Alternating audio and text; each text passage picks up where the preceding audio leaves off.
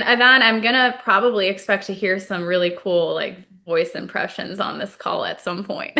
You hear that, 96? They probably want you back on camera. First off, how are you doing today, Adan? I'm doing great. Thank you for asking. And let me tell you, it's a privilege to be a part of a generation, a Hollywood history of making people laugh. I love that. So what does it mean to you to be like for you to be part of this event where you get to perform and make people laugh? Well, just as I've been invited to give speeches to encourage people, it's a privilege because let me tell you, many are familiar with, even if you've never seen them in black and white, the Three Stooges. They were the vaudevilles of comedy, like the heroes of comedy back in the early days. And fun fact, everybody thinks Chaplin was the first to poke fun at Hitler.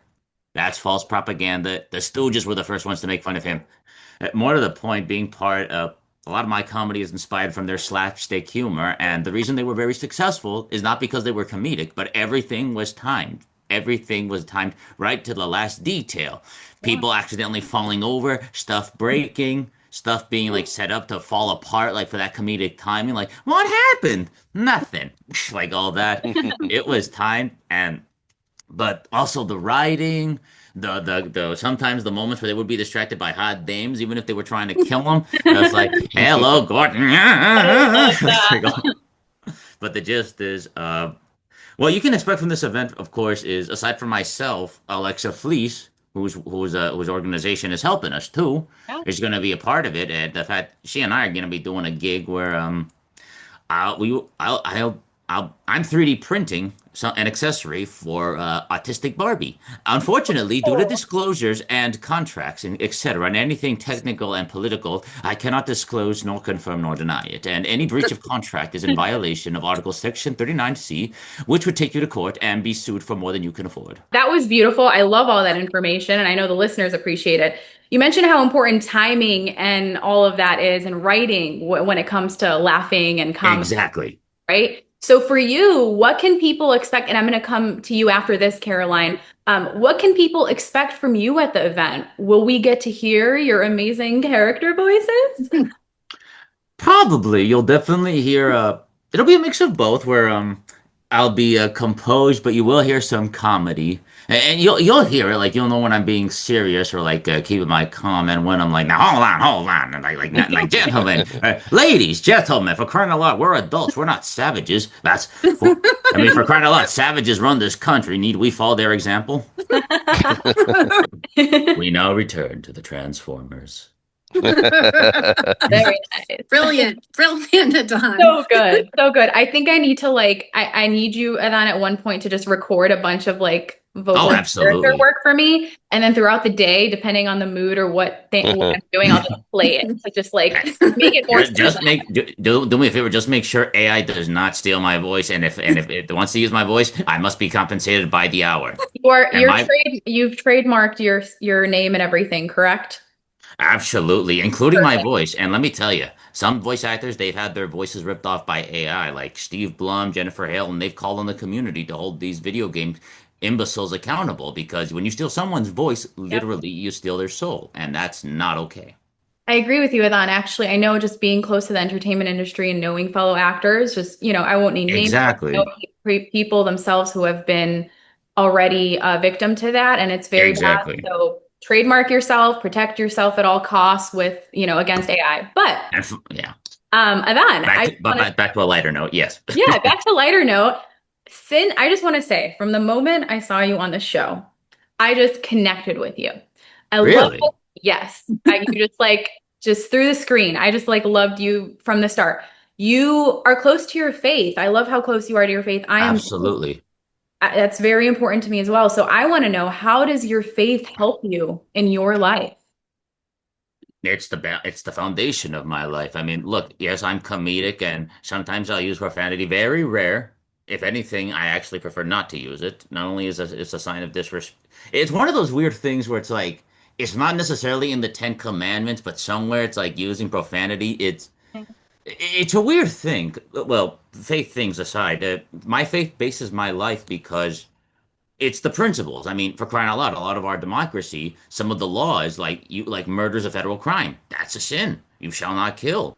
In fact, one of my favorite quotes is honor thy mother and father, like respect them. But I wouldn't have had the courage to make it as where I am right now because many people who have been tormented, whether they're autistic or not, they reach a breaking point in their youth where they could have turned to drugs, pornography, or gang and crime, etc. And my faith is what kept me on that string at my breaking point, and God turned my life around. And I truly feel He used me on the show to encourage people to pursue your dreams, but don't give in to secular Hollywood. Because I gotta tell you, the Epstein files, the the Weinstein incident, people want to make it an entertainment, but unfortunately, whether it's a guy or girl, they'll do a porn video or whatever. They'll give up their dignity, their humanity just for the money and just for the recognition. And I hope my example is an example and like a role model that look, I made it in entertainment. And like what's his name from Suits, who shoot I Rob God bless, I forget his name, but I listened to one of his speeches where one of these actors in Hollywood, he stuck to his beliefs and he had it tough in the beginning, absolutely. He didn't get a lot of gigs because one of the things his contract stated was he will not kiss another woman other than his wife. Yeah. And that of course limited him to so many roles. He lost like his big house, he lost his car, but now he's successful, he has a lot of money, and he can make it in Hollywood continuously without compromising his faith. And what's his message? Morals, money, recognition. That's temporary. As I quote the good word, everything seen fades to dust, including you, Junior. But everything unseen, that's eternal. And unfortunately, we live in a society that focuses on the here and now, but not in the positive aspects that we should.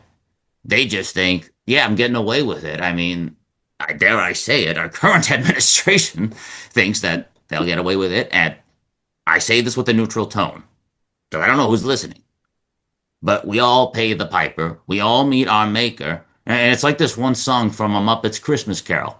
Have your fun, but when life is done, a nightmare waits for you. And a lot of people don't think about what happens when you die. No. So I say this not as an encouragement to scare people that like, look, that's inevitable. Everybody's gonna die. I'm gonna die. It's how you live with yourself when you reach that point. Adan, oh my gosh, I love everything you said. It's so inspiring and moving. And also, you're not only a role model now for neurodivergent people, you're a role model. Sorry. Oh, Are they okay? Adan, you're on mute. I did that. No, he's okay. I was telling some family members and like a family who I can was a household. Her name's Senora Alicia. She's been and she's like an aunt to us. I was just telling her we're in the middle of a Zoom call. Por favor. Está Anyway, bien, what were you saying? está bien. Sorry about that. Está bien, Adan. No, Todo. hablas español. Debías decirme eso. Sí, hablo español. Si quieres decir algo después en español, podemos hacerlo, un mensaje o algo. Pero Me encantaría. Anyway, yeah. Sorry. What were you saying? So I was saying what you were saying was so special, and you've not only become a role model to people who are to neurodivergent people, but to people who are not neurodivergent, to people of all different types of, backgrounds and walks of life. So I just want to say thank you for that. And you mentioned something that I want to ask you real quick before I get on to the other fun questions is you mentioned like your faith helped you at a time in your life where you had a breaking point. What was that time? What is the breaking point for you? Yeah, what was it was nearly. Oh God bless. It was actually this one moment. It actually sent me on a good path because the good word says, and it's especially in the book of Job, what the devil intended for harm, God will use to move you forward. And middle school, I say this in one of my speeches, they say high school is the darkest days. That's false advertisement. It was middle school for me. That's where I was picked on the most. I was bullied. I was tormented. I was made to suffer. I couldn't hate. And it got so bad. It's like when masculinity in those days in like early '90s, it was toxic. Let's call it what it is. Men don't cry. Don't be nice to girls. It's like men don't apologize. Yada yada. My dad, he taught me the complete opposite. He taught me what true masculinity should be: respecting women, getting rid of the pay gap, whatever. And a lot of guys at my school, I attracted a lot of girls, but not in the sense it's like ooh la la. In the sense it's like They actually respected that I was respecting them.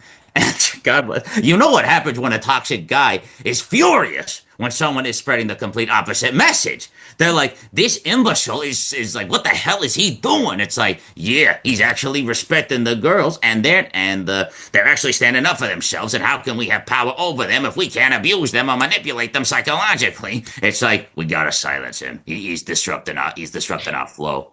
And one recess, this guy Luis Gonzalez, former bully turned friend, he dragged me into this area in middle school where there's no security cameras, tries to kick my ass, but I kick his ass.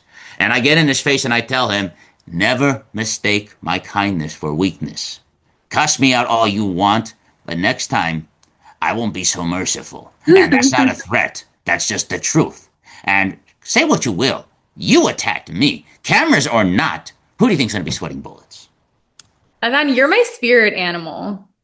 Like, I love it. You're so special. And I'm so glad that you were able to turn that, quote unquote breaking point and what you went through in middle school to the success you're at today, and not letting that stop you from being the good guy that you are. Because as you mentioned, there's so much machismo, especially at that time. Now it's exactly better where you didn't let that change you or affect you. I did. And if I may, Yeah. here's the funny thing. The worst bullies weren't the guys.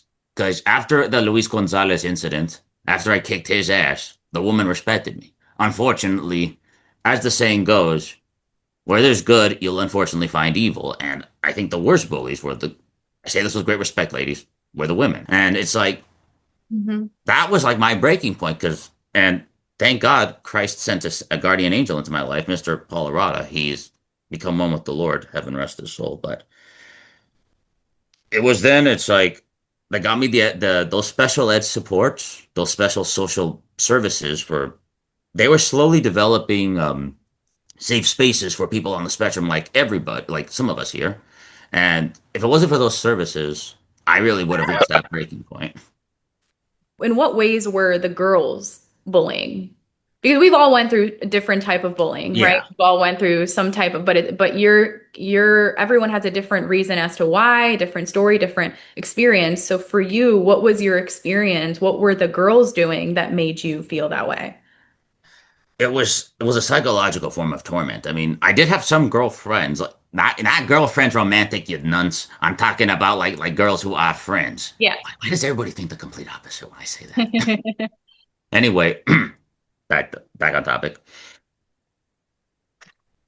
So, fortunately, I had some friends, the feminine friends, who would actually stand up for me, but it was more like in a psychological sense, because being on the spectrum, you don't automatically pick up social skills. Nobody does. And sometimes you don't pick it up in reading in between the lines. And I would unintentionally make people laugh in the sense where I thought they were being legit and they were trying to insult me, but I didn't pick up on it. And they legitimately thought I was insulting them. Like, it was this where I unintentionally defended myself. It's like, oh, so-and-so. It's like, oh, something wrong? It's like, you bet there's something wrong. I'm like, really? I cannot pick up with that. But please elaborate. And then people around them would laugh. I'm like, you think this is funny? I'm like, no, you said there was a problem. I'm trying to get to the cause. And then people would laugh around in the background as if I was being serious. It's like, who do you think you are?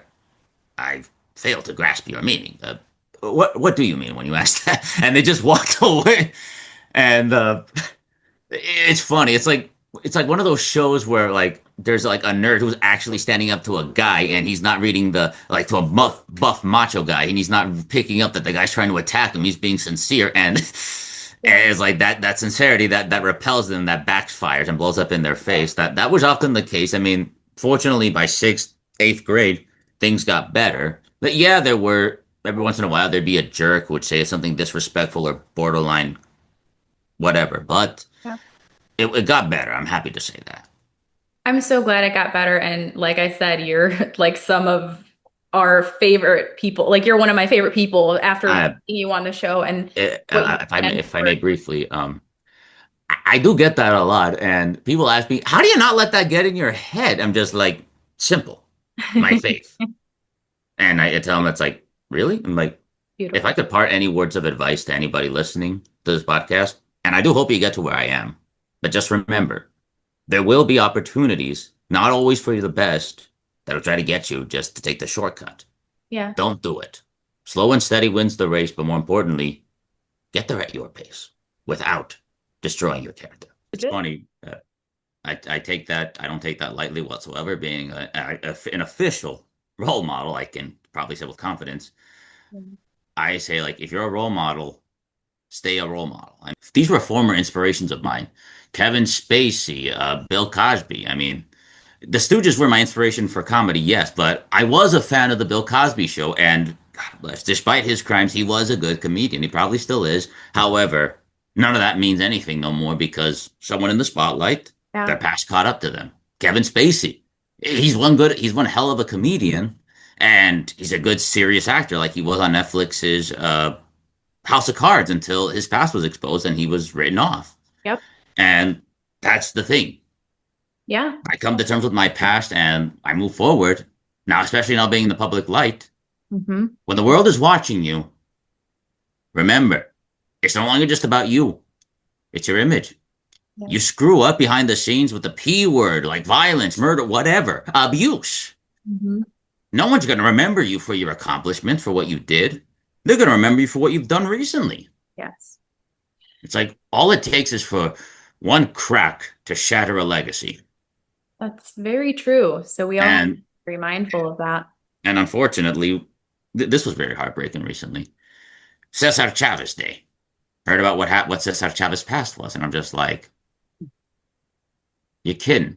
A guy who I actually looked up to, who's been honored like for history, like even by the Hispanic community. His past comes out that he abused women, like a little girl. It's like, I don't want to be associated with that. Yeah. I want to be what he should have been, what he should have done. He should have stick true to his beliefs. And it's like, it's heartbreaking. I mean, you hear in recent news, and a little part of me was really hoping that it was a lie from the Trump administration, but it's like, anyway, I want to sum this up with this. When you're a role model, don't just remember, you got kids looking up to you too. Yes. Very true. That's beautifully put, Adan. Thank you for that. Now, there's many things I want to ask you, but let's start off with talking about your beliefs and how firm you stand with your beliefs and you don't bend on that. We saw a bit of that on Love on the Spectrum, right? You did. You actually saw a lot of that. A lot of that, exactly. And I love you for that. So I want to talk about that. What was it like for you, being on the show and it's challenging sometimes when you have one belief and a person you're dating has different beliefs. How did you navigate that? What was going through your mind? How did you go through that? Here's it. Wow. I'm actually a little speechless. I almost have no funny voices. We're here for you, sir. Thank you, 96. Well, I really loved Annie Bowman. It wasn't just her physical appearance that attracted me to her. It's what she stood for. It's like she started animation. Heck, a noble cause. They teach kids on the spectrum animation, whether it's 2D animation, but primarily 2D animation. That is her forte. And look, it's okay to admit you're attracted to women physically as well as to guys. That's natural. We're hormonal. But it was also, she reminded me a little of myself, wanting to help people. Almost a feminine version of myself. And if someone we connected with at first, I made her laugh with some of my voices. She showed me some of her voices. And one thing I give her props for, she can do the one voice I could never do. A Donald Duck voice. I cannot do it no matter how much I take care of my voice with iced tea, lemon, etc. I just can't do the voice. That's the best I can do. And I sound like Donald Duck dying on steroids or something. But it's funny. I actually took that voice and I turned it into one of my characters, my OC characters I've told Danny about. He's a ruthless monster, but he's like a tragic figure. He wasn't born a monster. He was literally made through science and sorcery and horrible experimentation. He was turned into a beast, and the joke's on his tormentors. He turned on them, but then he joined my OC villains group, Titan. But anyway, I'm going off topic here, but back to the point. A minute. I get going and then I got to be like, hold on, boy, get back to what you were talking about. I feel you.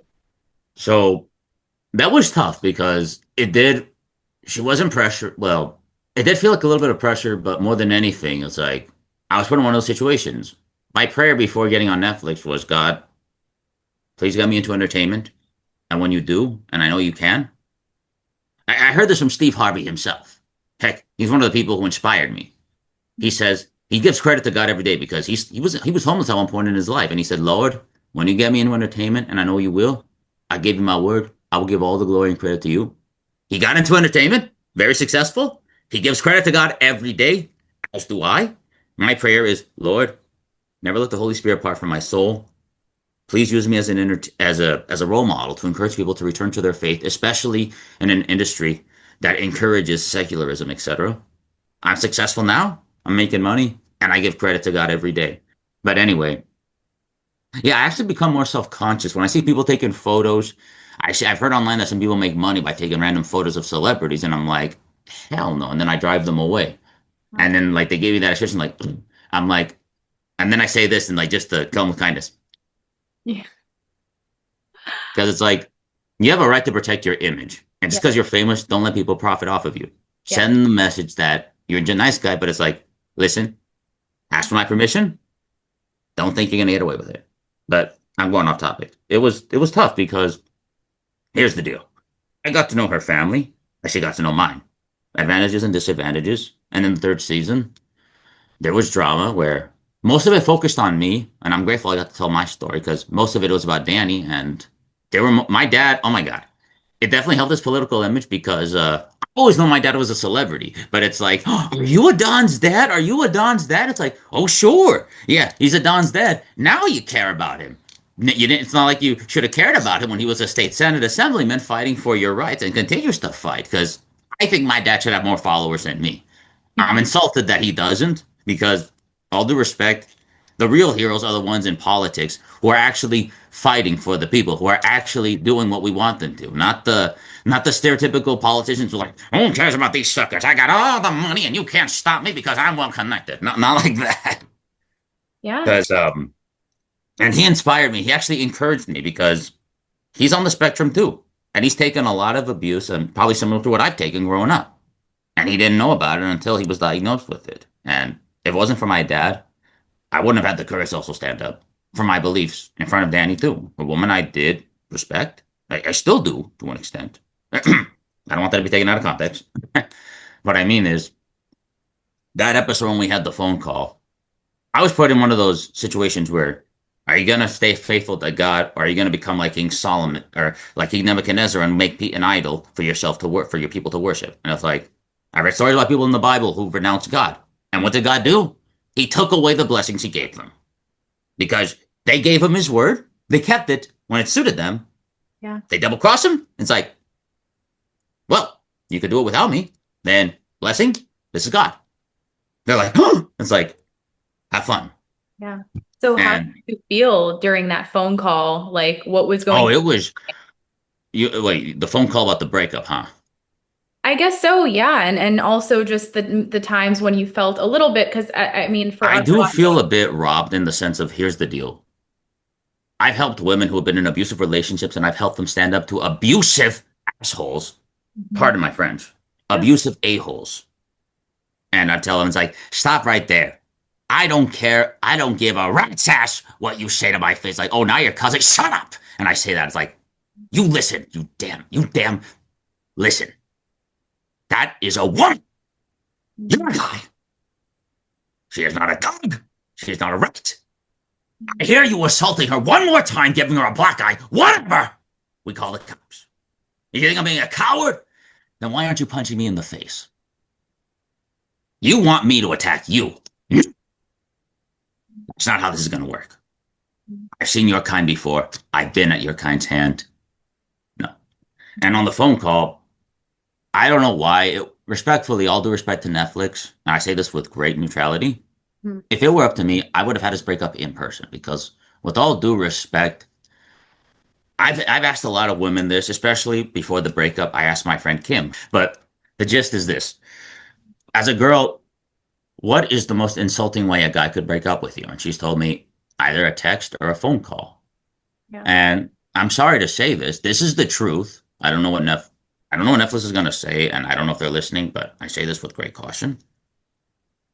It wasn't my decision to break up over the phone. And I think being a guy myself and trying to advocate for true masculinity, I think it was an insult, respectfully, because I'm a man of dignity. I truly believe in equal rights, especially for the opposite gender, the opposite sex. And when we broke up over the phone, I felt like a coward, respectfully. Not a coward for breaking up, a coward for how it was done.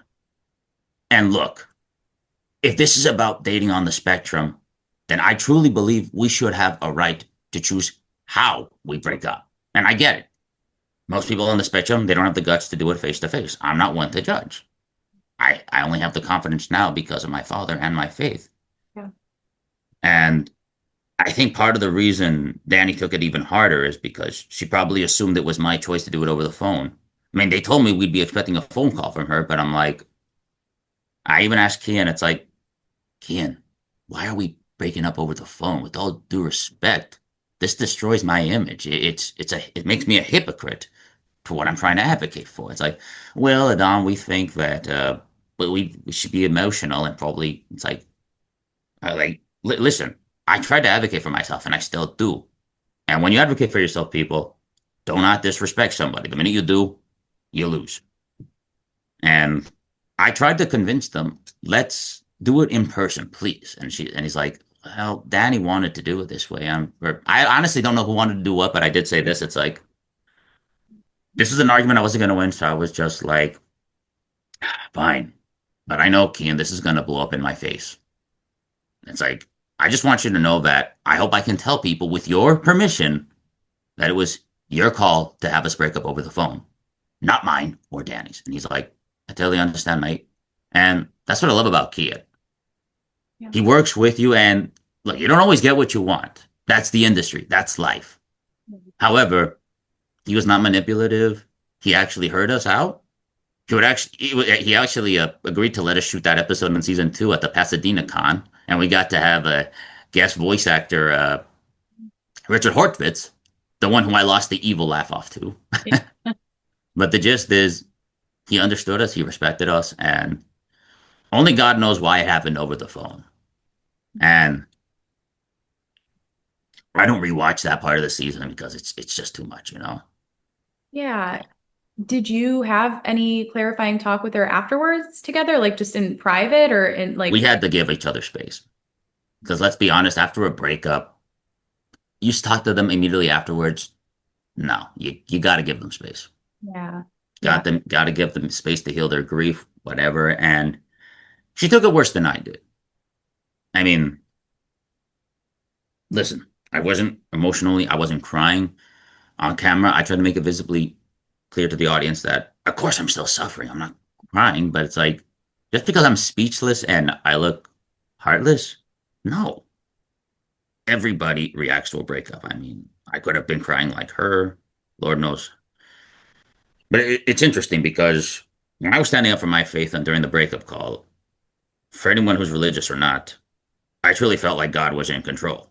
Like I felt like this overwhelming confidence. I didn't insult her. I respected her, even if we did disagree and we had that argument over the breakup. I stick to my guns without insulting anybody. And it's like I felt the Holy Spirit was guiding me. It's like, listen, Danny, I didn't turn to drugs, I didn't turn to porn, I didn't turn to violence, I didn't turn to gangs. I was tempted many times, as we all are. But God kept me together. He got me through it. And he's taken lesser men than I and turned them into heroes. And funny story, I know Danny will never forgive me for retelling this story, but like we respect each other now. We do. It's one of those rare instances where cartoons actually came in handy. It's like they tell you binge watching too many cartoons won't do you any good. Well, for a voice actor, blue light glasses, and now we watch. But I felt like in that scenario, she was Daffy Duck and I was Bugs Bunny. You know, it's like that whole like, would you like to shoot him now? Like to shoot me now, or wait to shoot? Wait till you get home. He's like, shoot him now, shoot him now. And he's like, you keep out of it. He doesn't have to shoot you now. That's all right there. It's like.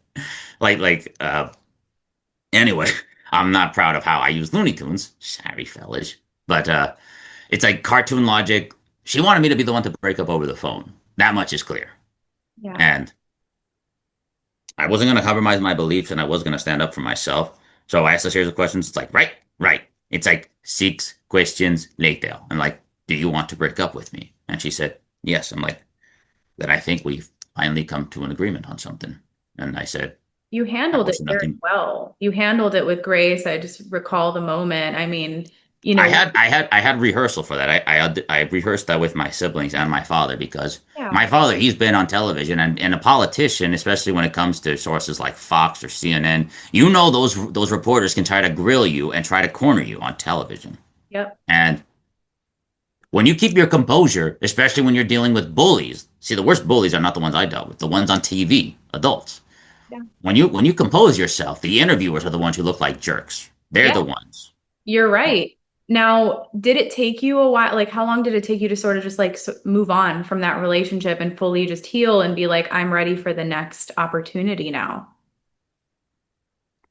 It took me about two a month and a half, just 2 months. I had to write about this. I had to go to confession, pray about, well, confession, nothing. I had to, it was a lot to take in. I mean, a burden was lifted off me, yes. Naturally, I don't know how her family feels about me, and I respect their opinions, truly. I don't agree with them, but I will tolerate it, and it's like, okay, I respectfully disagree with you, and I fear, and we live in a society where it's like, you disagree with somebody, they'll take that as an assault. I'm like, hey, we're adults here. We can respectfully disagree with each other without disrespecting each other. Can Yep, you say the same? Look, I don't like your opinion. You don't like mine, but we tolerate it. And tolerance is one of the important things in society. very And true. if you think that everybody who disagrees with you is going to attack you, how are you going to get through life? Right.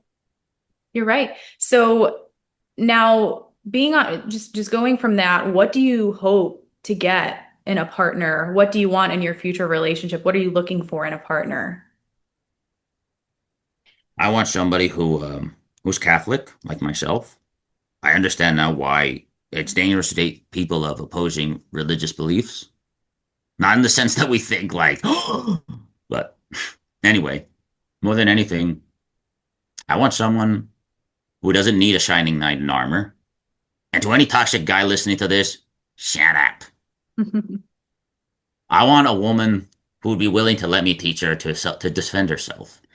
Uh, but what I want in a partner is somebody who she's confident. She doesn't always apologize.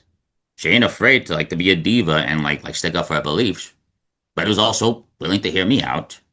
We respect each other's opinion, and one of the biggest ones, no premarital sex. Yeah. At least respect that. I mean, I wouldn't mind spooning, whatever. Just no sexual activity, no sexual intercourse. I've heard. My mom's a doctor, and she showed me some of the things that can happen. It's just like, okay, I get it, I get it. We love a spooning king. So as long as you're like, as long as it's not nothing more than spooning, we're It's good, like keep right? it PG-13, okay? Yeah. Kids like seeing romances like in bed, but like nothing sexual intercourse, like boundaries. Like okay, but the Yeah. gist is professional. They have kids watching. Yeah. Yeah. So for you, what's like a perfect date look like? I think it's one where there are no expectations because respectfully, um I think I speak for everybody when I say emphasis on think that when we think that we're expecting something to happen in a scenario, Yeah. because we want people to be who they are, but respectful. And to expect anything less, respectfully, that's gonna drive away potential spouse or wife, husband, LGBTQ partner, which I know in the Bible it says LGBTQ is demonic, but I know people who are in part of the LGBTQ community who are respected Catholics, etc. Yeah. And that's a discussion for another time. I do not want to start a fire. You were, sir, you were starting. I said I didn't. Okay. Yeah. Anyway, sorry. If you hear me pause, taking deep breaths, that's when I have to rein in my voices. So it's like, "Settle down." We love it. I love it. And I meditate. I mean, yes, unfortunately it does kind of get me to ramble like Foghorn Leghorn, where people will be like, shut up. No, I want you to ramble. That's the whole point of this. Listeners Really? get to know you. Yeah, I'm here to get to know you more. Listeners are here to get to know you more. This is your platform. It's not like, True. scripted. I'm not a producer trying to sell my own version of you. This is so people No, know. absolutely. But also at the same time, it's like be yourself, but keep it short and to the point and don't, I mean, So everybody's still working through something.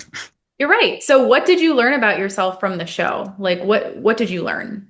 That that my wish came true, or rather my prayer, that I knew God would make come true at the right time. I didn't become I didn't become a misogynistic pig. I wasn't abusive.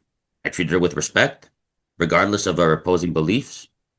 I respected her, and that you are ready for another girlfriend, Adan. You just gotta get your priorities straight, get the schedule right, and oh, shut up. You shut up, or I turn you off.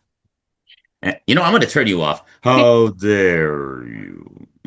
Anyway, now that 96 is off, where was I? Oh yes, that I am ready for another partner, another girlfriend. I'm not gonna rush it because, listen, señoritas, con todo respeto, no es que no me encantan tu bellísima, tu atracción. Podría seguir hablando, pero es una lista que nunca puedo terminar. Pero el punto es esto. Tengo mis prioridades y primero quiero lograr mi carrera, mis sueños, tener todo en orden y luego considerarlo. I could have it during college. Absolutely. Now, for listeners who heard that don't speak Spanish, Adan, and I'm gonna summarize what he said. Now listen, ladies, if you're listening, like I respect your beauty, and it's not about just the beauty, but basically, I want to achieve my dreams first, my career, get all that in order first, Exactly. and you know that's sort of his priority right now. But obviously, if love finds you while you're doing that, then it happens, right? You're open to it. Oh, absolutely. And another thing, I pray one day society gets rid of this expectation of beauty, like the stereotypical slim woman. I mean, for crying out loud, don't let your body define you. Don't let don't let people define your body. You define it. I mean, I used to be fat in wrestling, but I got back in shape, and it's like, oh, now I'm attractive. Not when I was a little like a Teletubby. Is that it? Beauty comes in all shapes and sizes. You are correct, Adan. And have you hmm been hitting the gym? I'm seeing some muscle there. In sir, I thought I shut you off. You were showing off. I have been actually. Yes, you do see muscle, Hmm. and like the villain Kingpin, I ain't fat. That's all muscle. Look him up. You'll see what I mean. Yeah, you're in shape. Love it. Now, you have a passion for acting and voiceover work. You are amazing at it. We've been hearing it throughout the episode. It's like so cool. You're very I just can't talented. help myself. Yeah, you're very talented. So, what do you love most about it? That I get to become what I've seen on TV, entertainment, but for the right reasons. And one of the things that one of the earlier people in South Park who ran the show did was they would get their inspiration by playing with Legos for some of the earlier ideas in the earlier seasons. And when I do my screenwriting or my story writing, I take what dialogue I'd most definitely say makes sense, and then add a comedic twist to it. It's like I'll have the world in the palm of my hand. What's this? The world in the palm of your hand. It's a stress ball shaped like the world. That's not what I meant. I love it. What is your dream role to play, Adan? Either machines or computers or even heroes and villains. I mean, sometimes the main stars of a show or producers of the show can play the main characters. Like the creator of Rick and Morty actually played Rick and Morty at one point. Pretty cool. Yeah. And what else? You'd make a Be good flexible. villain. I mean, I'm also trying to train myself to do different animal noises. Like D. Bradley Baker and Frank Walker, they can do some heck of animal voices, like for animation, like or like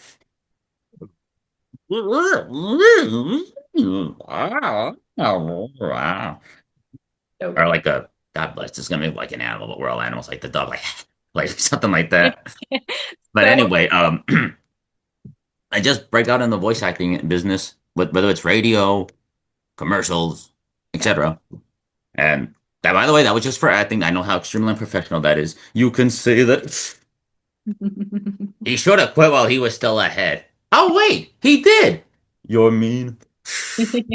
So good, Adan. Now, I want to ask you some more rapid fire questions. Of course. Your celebrity crush? I'm sorry, but ever since I entered meditation, I do find a lot of people attractive. And guys, let's be honest. We can sometimes find other men attractive or handsome. Even if we're LGBTQ, let's face it, looks is looks. And if we want to blame anybody, blame society. They programmed us. And, actually, I really don't have one, not anymore.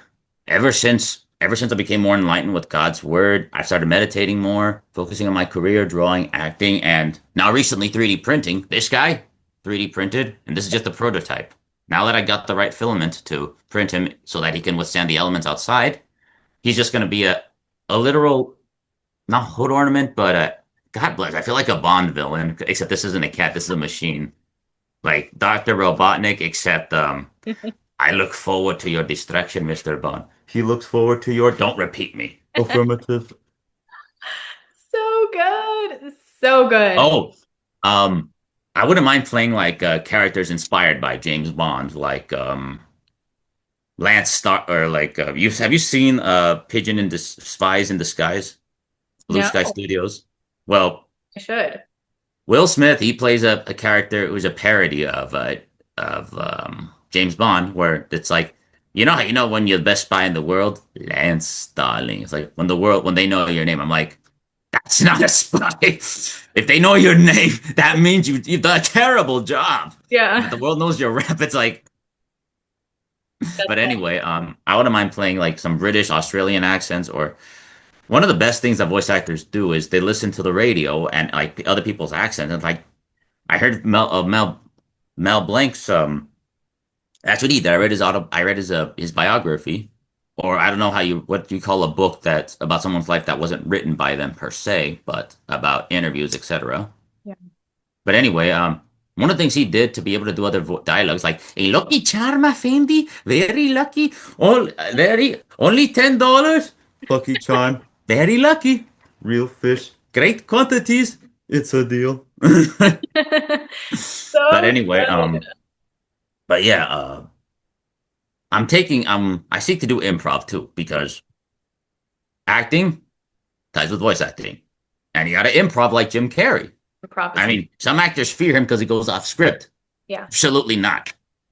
He saves the script when he improvises. Yeah, ad-libbing, improvising. I think that's very it just makes you a more multifaceted, just a well-versed actor if you can do that. Because let me tell you, scripts, yeah, you're supposed to memorize them, sure. But if you can at least convey what you were supposed to say or something similar to that, where it still saves it, do it. I mean, some films, there's there's a YouTube channel called Watch Mojo where one of the categories was like the top 10 times improvisation saved the script and made it better. It's Yeah. like number one, it's like Jim Carrey's performance not only surprised audiences, but actually made the film better than it was, or something like that. I love that. Now, what does a perfect day look like to you? Wow. If I had a magic wand and it would be perfect, it would be definitely sticking to my agenda, improvising, 3D printing without the electricity bill going up sometimes, and driving out like a mile's distance, like a mile's worth of from here to Australia, like 30 minutes to Australia. Welcome to Australia, mate. Hmm. But it's like, and you sure this won't attract attention? It's a Sheathapede class shuttle. This looks nothing like Earth architecture, you dimwit. It's like, why not put a huge label on it and say, hey, look, we're from the droid army. We're going to conquer the Earth. It's like, we want to be incognito. Incognito. Stealth. Australia is far away. I'd actually been there once. You have? Did But you? that was 20 years ago. Oh, wow. So you were young when you went. A friend Third of grade. a friend of mine has a fight that he's a UFC fighter, so he has a fight coming up Wow. in a couple weeks, actually. Nice, nice. That's awesome. But he's from Anaheim, so he's making a trip out there for That's this. awesome. I Um, heard they got rid of this monorail system they used to have in Sydney. It was primarily for tourism, and from what I've spoken to recent people, Australian and who actually been there, is they got rid of it because it was really inconvenient. It's a shame because me and my family actually rode in that monorail a couple times, but I get it. If it's just for tourism, but it's not really doing a service, yeah. sometimes you gotta weigh the costs over appearances. Yeah, you probably had a nice, at least you got your experience with it and got to know Yeah. them. What is And the relationship ick for you, Adan? when, but I'm sorry, every relationship, past or otherwise, they have their ick moments. And when you're in an interview, you don't know who's listening, but it's like, you know what? I'm an adult. She respects me. I respect her. And same, but there we go. The light went off briefly. It's like one of those cartoon moments where it's like, I got an Yeah, it's like idea. it was perfect. Anyway, when a girl wants to pressure, whether it's intentional or not, and she wants to pressure me to do something that I know is against my beliefs, and then I'd be nice about it, but they don't give my partner doesn't take the hint, give them another warning, a subtle social warning, but it's like, okay, I think I'm gonna drop the act and I'll just spit it out. I don't feel comfortable doing this. With all due respect, this goes against my beliefs, my walk as a Catholic. That act I put on, I was trying to politely let you know, no. But unfortunately, you forced my hand. I want to respect you, but I am going to say this. And I will, I'm going to respect you, and I'm going to say this. No. No. No. I'll use my voices naturally to be comedic, but you can tell when someone's still being serious, even if they're in character. Yeah. I'm still getting auditions. And I actually recently auditioned for a Star Wars Galaxy's Edge commercial for Disney. I Ooh. hope I got it. I sent 2 emails, both in Casting Network and followed up in case they didn't receive it to show that I mean business. Yeah. You always follow up when they don't. Yeah, very true. Now, what is something new you tried recently? 3D printing. It's really cool. Like, I can't believe it. That's really cool. It's an expensive process, and here's the deal. I took a 3D printing class at Cal State Fullerton for this, and let me tell you, it's not a hobby. It's a business. And here's the deal. I asked myself truthfully, is this a hobby where I'm just going to toss it aside like another toy? Or am I going to actually put it to use and print not just Legos, whatever, or toy accessories, but also try to start a small business with it, like on the side for merchandising? And I was honest to myself. I prayed to God to help me. And when I actually got to the core of what really inspired me, because my first 3D print was a Mother's Day plaque for my mom. Oh, that's so sweet. It's all Star Wars themed, black and yellow, the best mother in the galaxy. That's so sweet. I love that. Next time I'm going to type it in Spanish and then 3D print it. La mejor mamá de la galaxia. That's amazing. I actually got my dad a mug. I didn't 3D print it. That yours is cooler, but a mug that says the best dad in the galaxy because I found it's also a Star Wars mug. But Yeah. Hey, if this doesn't prove I'm a Star Wars fan, I don't know what will. I mean, I have Star Wars 3D printed guns, but I still got to paint those orange because, gun safety your and all favorite that. Star Wars character? I think, well, it's going to be plural, but even though these guys only lasted for 3.5 years due to the Clone Wars era, you're looking at them in the background. The Separatist Alliance, the droid army. Okay. And look, I'm a huge machine geek, and it brings me solace to know that despite the end of the Clone War, even during the series of The Mandalorian, we see small cameos of separatist units like the battle droids, and even in the Book of Boba Fett, those giant droids with those shield generators, those were separatist droid army units that the Pikes got their hands on called Scorponeks. So it brings me such joy to see that they play to the fans of all eras, original and prequel, and they still bring those worlds together because at the end of the day, they're the same universe.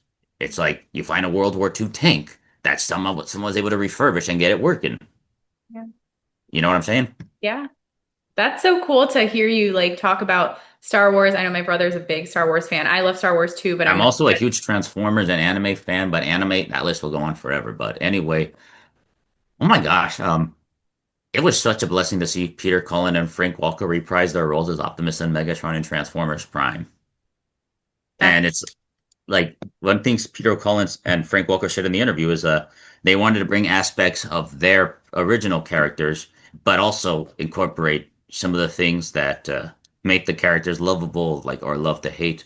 Like Frank Welker's Megatron, he's not just ruthless like, but it's like he's also sinister and tactical, like some of my favorite sci-fi evil geniuses, like Admiral Thrawn. But anyway, I'm sorry, I'm deviating a little bit.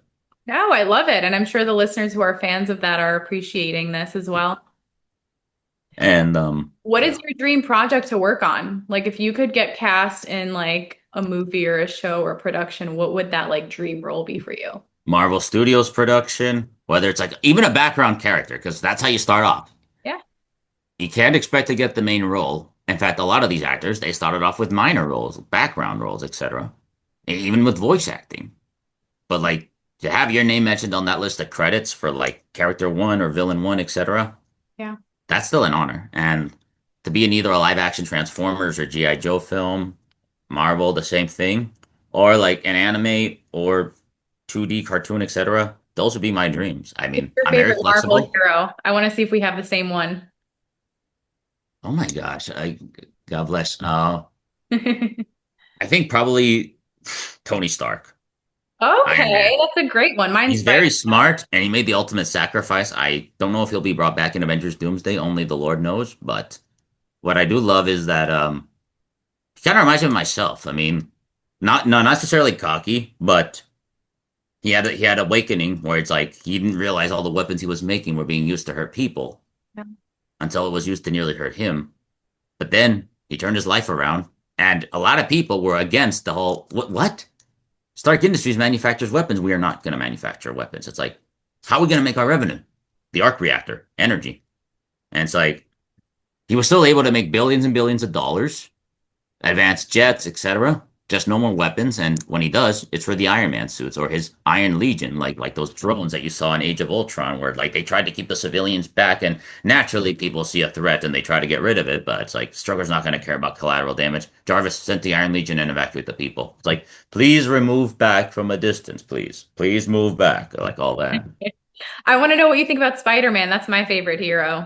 You know, he's actually one of my favorite heroes too because he's very smart, like Tony Stark. In some iterations, he marries Mary Jane, Okay, and so who's your favorite? Before you even go into that, I want to know which I of the three guys is your favorite Spider-Man. I want to know.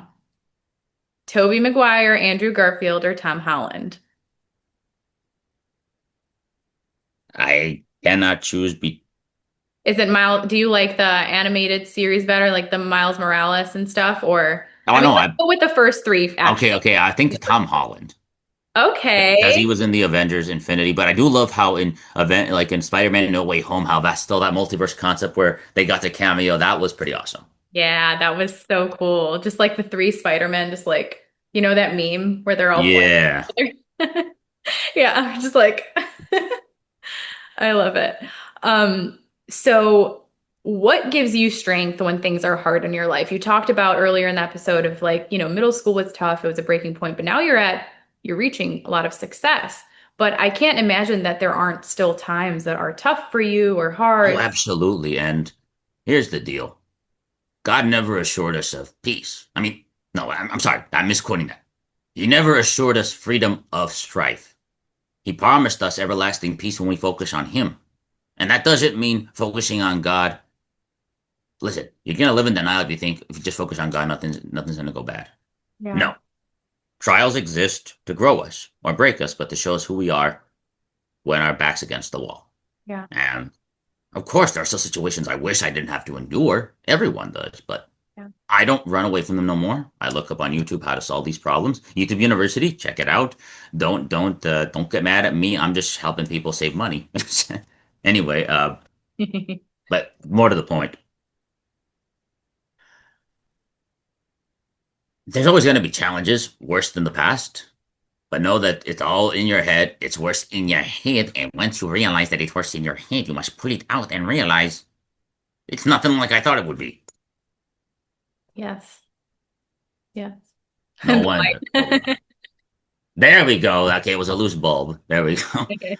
Talk about unintentional comedic effect. I know the timing was great, but and you were talking about how comedic timing is important. Oh, So absolutely. Because here's the deal. My brother Alex, my siblings, they've always tried to encourage me. But here's the deal, they've always told me. If you're gonna be funny or you're gonna talk about something, you have to make sense. You have to understand what people are talking about, and it has to be good timing. Because let's face it, we've all told those bad jokes that we knew they were funny because we knew what we were talking about, but nobody really did. Nobody else did. yeah, And you got to make sure your audience knows what you're talking about, yeah. that they're well versed or well literate, well educated to understand what the joke. It's like you're talking about one thing, but then you misled them, and they're like, oh, like that. Very true. Very true. So overall, like if people want to know Adan for who he is, like who you are, right? Not for just what they see on Love on the Spectrum, how would you describe yourself and who you are overall? I would describe myself as a man of faith, encouraging, honest, respectful. Hey, Dulce, you're Do you have a about to meet pet? Oh, Dulce over here, girl. Come on, Dulce over here. Come on. her name is Dulce. So cute. You're about to meet her. Once I see. Oh my gosh, she's so cute. Hi, Dulce. I Oh, look forward to your destruction, Mr. But no, no, just kidding. cute. She's like I'm losing her here and there because of the background. She's like, Yeah. Hold. Sorry. She's trying to get off my lap, but I just wanted her to say hi really quickly. oh, so Okay. Okay. I'll get you down. I'll get you down. Sorry. Sorry. Sorry. how Hold on. old Hold on. is Hold on. Okay. Off with you. she? How old is she and what kind of dog is she? There's some She is. shepherd in her, right? I think she's a German Shepherd. McCluskey is a Belgian Shepherd. She looks Milo. she looks to be a shepherd, some type She of is. yeah. Anyway. Listen. I'm dual immersive. I'm bilingual. I'm respectful. I'm faithful. I'm honest. I'm encouraging. But most of all, I am who I am. I'm a geek. I'm an inspiration. But more than anything, I practice what I preach and I do my best not to be a hypocrite. Humanity is a hypocrite. We're not perfect. But what distinguishes hypocrites from those who are redeeming themselves is those who can admit it. Yeah. That's so special. And as you said, you're bilingual. I wanted to ask you a few things in Spanish before we wrap up. Claro, claro que sí. Entonces, yo no soy latina, pero hablo español. Aprendí cuando Felicidades, tenía 12 felicidades. años y también hablo italiano. Más Entonces, impresionante. Solamente yo puedo hablar dos idiomas. gracias. Quiero aprender a hablar italiano, pero eso es otro tema. ¿Qué Yo estabas puedo, diciendo? yo puedo enseñarte. Yo hablo 5 idiomas y siempre quiero aprender más. Entonces, Claro. gracias. Entonces, tú aprendiste español desde pequeño, ¿sí? Y fue tu primer idioma. Creo que leí esto y después aprendiste inglés. Sí, sí. So just to translate real quick for people who aren't listening, I'm going to translate what I asked you in English.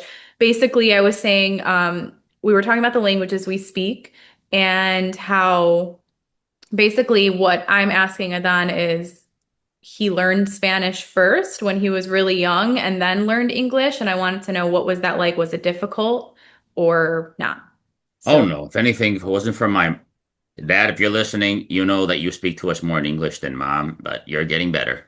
But my mom was the one who spoke to us the most in Spanish, and my dad eventually picked up and wanted to improve his Spanish too, and he's better at it now. But here's the truth: if it wasn't for my mom, we'd be speaking nothing but puro inglés.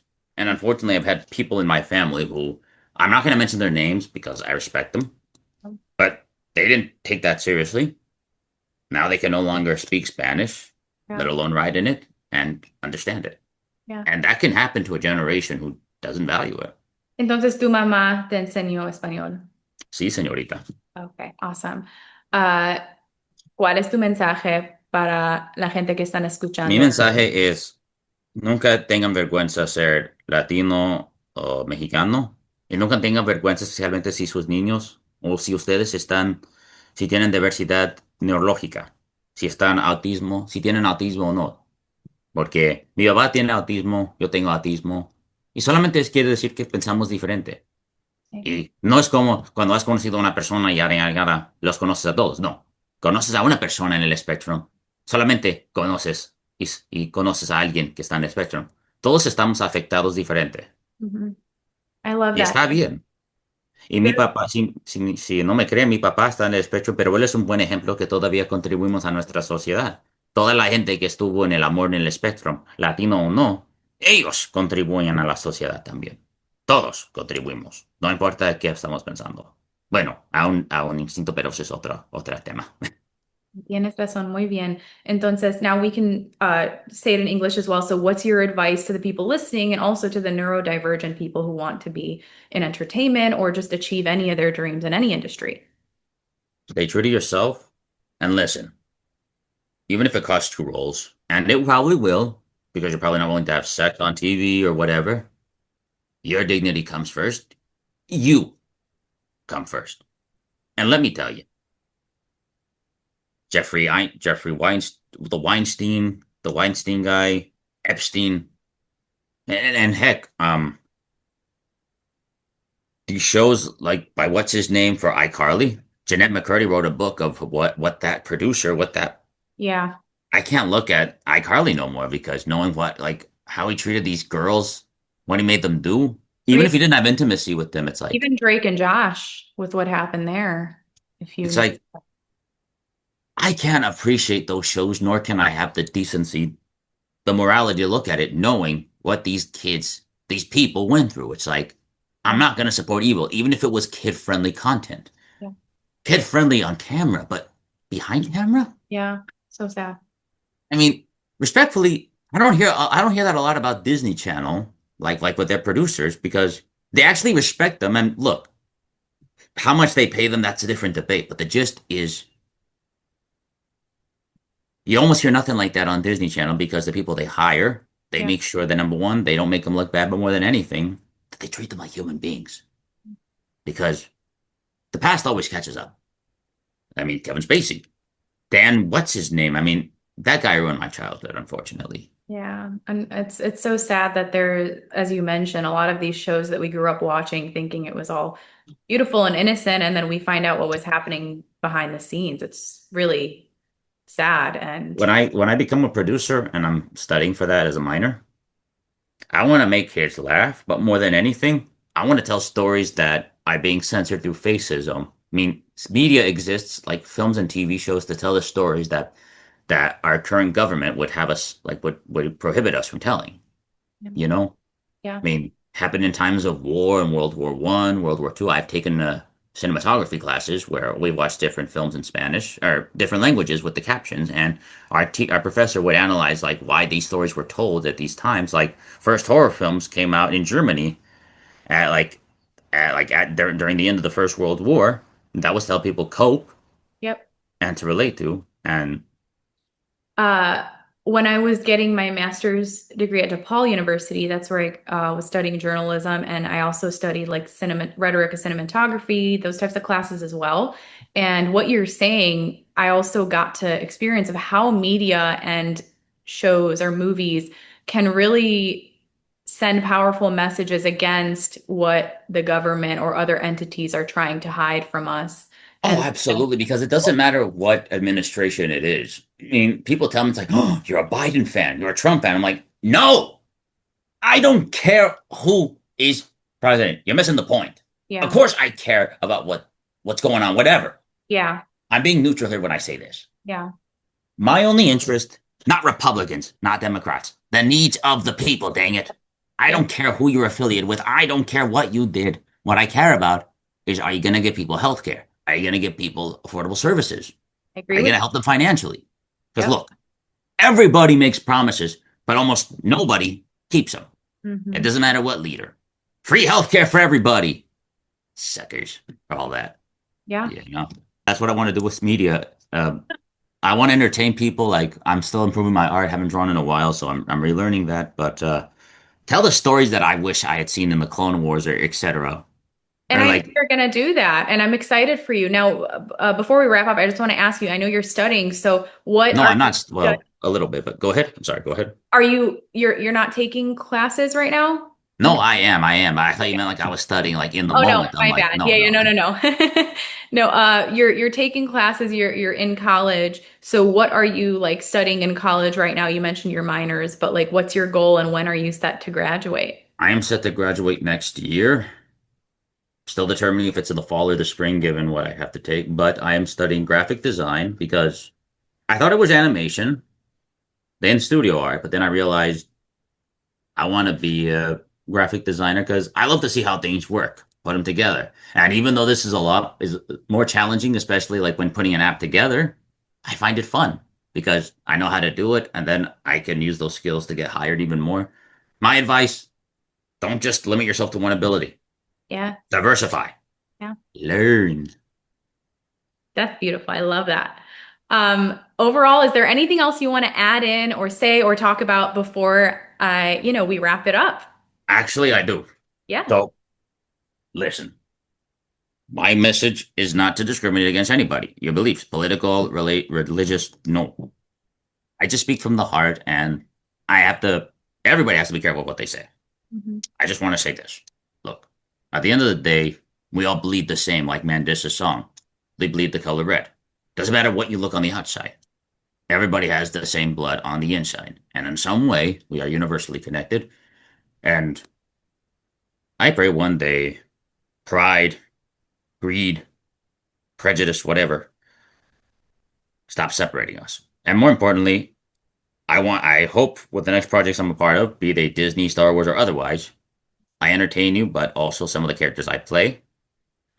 I hope they make you laugh, or like you love to hate them, where they're like, oh, it's like, oh wait, I do know people who would actually do that. They just don't say it out loud. It's like, I mean, I say more, where it's like, fool, you don't scare people with destruction. It's the mind. It's like, you don't get it, do you? People, they want their promises to be met. So we meet them for now. But by the time they find out the truth, what can they possibly do? Yeah. Yeah. I mean, we see people out there. We see them. It doesn't matter who, but it's like George Lucas's message in Star Wars: The Prequel Era, which unfortunately has actually manifested today. If a people's democracy does not stand vigilant, it can topple into an autocracy, into a regime, into an empire. Yeah. But the last word is like, sir, the huntress is here. She looks pretty angry. It's like, well, So it's good like, at that. Did you just randomly, were you just, once you were born, you just naturally were good at that? Or did you, no, what? no, that was a long time of binge watching that my mom was scolding me for not doing my homework. That's But so cool. I take aspects of that, and as artists, I don't steal. I take inspiration. Yeah. AI steals, forges it together, and tries to claim it as something original. Yeah. AI is dangerous. Boo, boo, Yeah. boo. Everyone needs to protect themselves against AI. It's dangerous, especially. I do advocate that you should use it. However, I'm not going to deny that wherever there is good, like Optimus Prime says, but like all great power, some wanted it for good, others for evil. People. And that's always going to exist, unfortunately. Yeah. Very true. I'm pretty sure when AI was created, its creator actually intended it to make a difference, and unfortunately, a couple of evil geniuses saw a potential for it, but in an evil way. Yeah. That's very true. So just going back on that last question before I, open up the floor to Of course, step up, do you plan on going back on Love on the Spectrum? Are you going on dates? I know you mentioned your career is coming first right now in schooling, but absolutely. But as for whether I'm going on dates and being on Love on the Spectrum again, here's the deal. I'm gonna keep it anonymous and just say this. yeah. I can neither confirm nor deny because let's be real. All it takes is for one word like, oh, Ron has a new girlfriend. Who could it be? Who could it be? I'm just like, yeah. And then it's just like, okay, you paparazzi won't go away. The Yeah. hyenas. The what? Droid bombers fly by. It's like, run for it. And I'm like, fall into their homes. Drop the bombs. You want to nuke them? No. Rotten, burnt toast and rotten eggs. I love it. I love it. It's like, what is this gunk? They're bombers. I know that. What they bomb us with? Burnt toast and rotten eggs. Ew. It's like, and don't come back. Or next time it'll be your car's blown up without anyone inside them. It's like, well, I just say that last part. I like to scare people. I don't like to take lives. Just the intimidation It's factor. just like, why'd you blow up their cars? Hey, I made sure nobody was inside it. Why? I destroyed property, not lives. That's so that you're so talented. It's like if it's gonna be a villain, give him a little bit of like moral or whatever. It's like, why'd you blow up my car? Because I didn't want to kill you. Why? I'm Now not a that's where murderer. anti-heroes come into play, where it's very interesting for me. Like one of my favorite anti-heroes is Loki. Very Oh, good. oh yeah, I love how they made him an anti-hero now instead of just a full-fledged Oh, villain because yeah. Because then it just makes you like more, you feel morally like, oh, I shouldn't be rooting for him, but I like this character. And so, yeah, for and me, he's my it's favorite. funny. Loki, James Woods is Hades from Disney's Hercules. Well, Hades is not an anti-hero, but I love the personalities. Oh, he's one of my favorite Disney villains in a lot of my comedy, like with the Stooges. It's just like he looks at the camera, like briefly breaking the fourth wall when his minions aren't competent, like, and he's just like, fine, fine, fine. Just let me know the instance the fates arrive. Ah, they're here. It's like, what? The fates are here. You didn't tell me. It's like, memo to me, memo to like he calms down. He knows how to comedically calm down. Yeah. Like he's like, memo to me, maim you after my meeting. So good. I love it. So, Adan, anything else you want to share before we wrap up? Absolutely. So listen, all intents and purposes, what I said in the conversation, Yeah. I'm neutral about it. And listen, I bear no ill will to nobody, regardless of what they do. But I do say this: everything comes out in the future, the good and the bad. And as unfortunately we learned with Kevin Spacey, Bill Cosby, and Cesar Chavez, you can get away with it for so long, but the truth always comes out even after death. Yeah. And they'll remember Cesar Chavez's legacy, but that's it. I mean, unfortunately, like in Coco, when the real villain was exposed, everybody forgot the guy, Mhm. and they honored the true hero, not that white suited mariachi imposter, Yeah. whatever his name was. But you get what I'm saying? Just Yeah. because you're dead doesn't mean your past doesn't get exposed. Very true. That's very true. I mean, and one thing Coco has taught me, there's a fate worse than death, being forgotten. Mhm. Oh, that's so powerful. You like gave so much wisdom. You dropped so much wisdom on this episode. Well, only reason I got that is because you learn from the mistakes of those before you. And Very it's true. unfortunate that these great people, whether they're still in jail, they don't get work no more. Their past was exposed. They may have been good professionals in their time, but that means squat. Now, Yeah, very true, Adan. You're yeah, so cool, and I I really appreciate that. It's like, all right, put your weapons. I mean, you're no harm. you were so fun to talk to. I hope I you appreciate enjoyed. that. And you gotta message me on Instagram because what's I your will. what's oh, First, we absolutely. That'd wanna, be great. If I could I, end with one thing, I gotta say this. yeah, Listen, folks, comedy is great. Never mind comedic timing and everything, but here's something you also got to know. There are consequences. And shows like Simpsons, I'm sorry, shows like Family Guy and South Park, they here's the deal. You ask how they get away with it, they don't. There have been instances where Family Guy has been sued and nearly canceled. Like, for example, there yeah, was a parody about a guy who had AIDS, and Peter Griffin and a group of guys with those hats were singing, "You have AIDS," like poking fun at the fact that he had AIDS. That was a Family Guy lawsuit. yeah, Another instance was there was a song where, before it begins, a teenage girl throws a baby in the dumpster, and then like there's a routine where it's like prom night dumpster baby. That is borderline humor and extremely offensive to the feminine society. yeah. So here's the deal. Seth MacFarlane would tell you that Family Guy has incurred its share of lawsuits, probably South Park too, and you got to be careful who's listening. And I say this as a cautionary tale to myself too. I'm still working through it, but the gist is this. Siempre tienes que tener cuidado con las bromas, como me ha dicho la señora Lisa, mi mamá, porque nunca sabes quién está escuchando y Sí, por accidente puedes ofender a alguien y todo eso. sí, claro que sí. And you gotta be careful because you Yeah, really don't know who's listening and who has authority, whatever. But more than anything, you don't want to start a bar fight at a sports bar. yeah, Y no quieres ofender una comunidad de otro idioma, etcétera, otro país. yeah. Mira, comedia, bromas, estamos unidos por Nos, comedia, sí, nos puede unir nos puede unir, y también pero Puede. usado como a atacar a alguien, como un bully, por ejemplo. Sí, Eso es como una arma que no debe ser. That's a sí. weapon that comedy shouldn't be used for. Yeah. So that's just my cautionary tale too. I That's mean, beautiful. So then as we wrap up, that's very important to say. So it'll be cool to see you though on Laughs on the oh, Spectrum. absolutely. But that And I just wanted to end with that. I mean, my message is stay true to yourself, be an inspiration, but don't poke jokes at other people's expense. That's how comedy started off. And or I've done my research like the Stooges, because look, the reason they got away with it is because here's the deal. It was scripted, it was a different time back then, but more than anything, they were the buds of the joke, not other people. yeah, And that's what people loved about them. But everybody knew that they didn't make fools of themselves off camera. It was just on camera. yeah, that's very And one last thing, don't reenact what they did, kids. Okay. My parents would tell me, "What the heck are you doing?" I'm like, reenacting the Stooges. And my dad would say, "Everything was timed. That was clumsy." that's so funny. I just think I would love to see you like do a full reenactment and like full costume of all three.